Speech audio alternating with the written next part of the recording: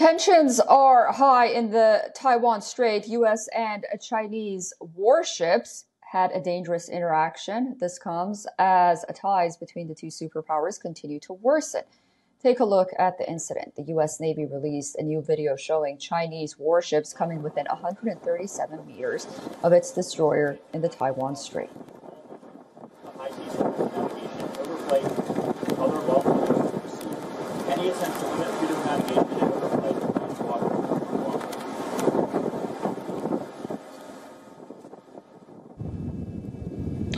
U.S. and Canadian navies were conducting a joint exercise in the Taiwan Strait. America's guided missile destroyer chung-hoon and Canada's frigate HSMC Montreal were doing a regular transit before the Chinese ship cut in front of the U.S. guided missile destroyer, forcing the American destroyer to slow down to avoid a collision.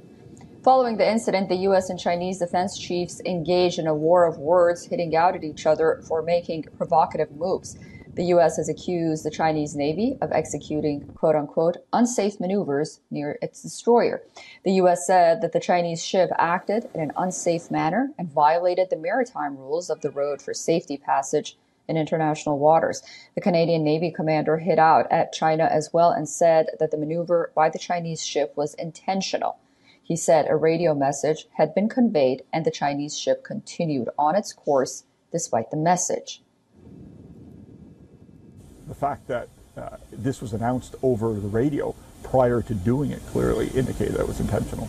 Maneuvering close to each other, 150 yards is very scary. And you don't ever want to be that close to another vessel because too many things can go wrong and you can actually have a collision. In retaliation, China has come forward and said that the maneuver in the Taiwan Strait was completely reasonable, legal, professional, and quote-unquote safe. The US side caused trouble and provocation in the first place, while the Chinese side dealt with it in accordance with the law, and the initiative taken by the Chinese army was completely reasonable and legal, as well as completely professional and safe. It is the US side that should reflect deeply and correct its wrongdoing.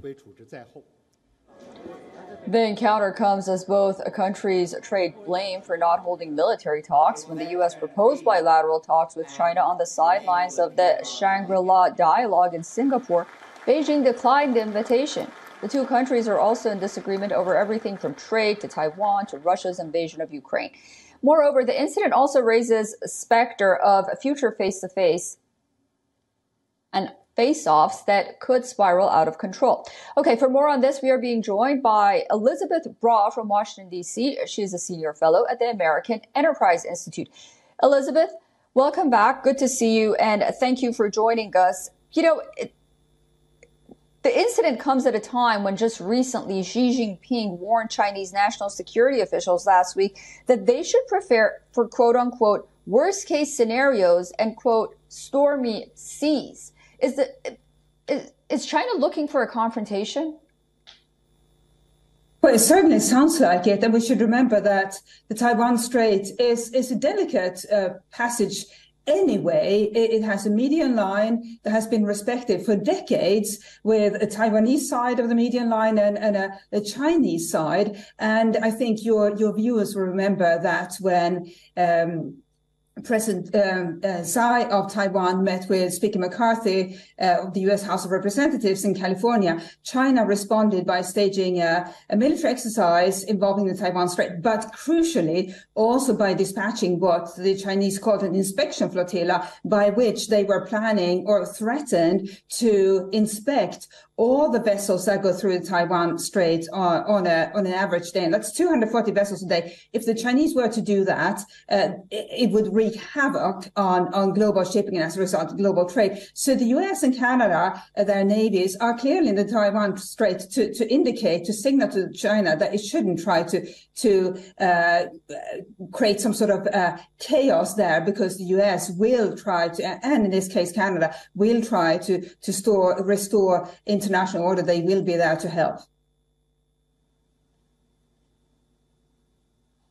What about the United States? There has been some criticism that the Biden administration somewhat appeases to China and Xi Jinping. do you agree with that sentiment? And should the U.S. be more firm in its approach to dealing with China?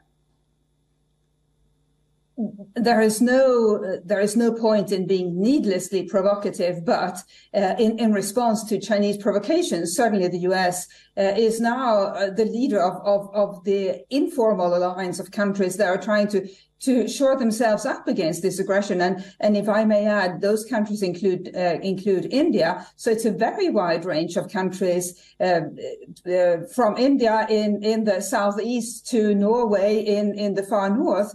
And these countries don't have very much in common, except their desire to maintain the rules-based international order and trade peacefully amongst themselves and with others as well. And China seems to be on a path to wanting to disrupt this order. And that's why it's so important for countries to stick together. And whether that involves signaling to China verbally that they won't tolerate disruption, or whether it involves sailing through the Taiwan Strait to signal the same.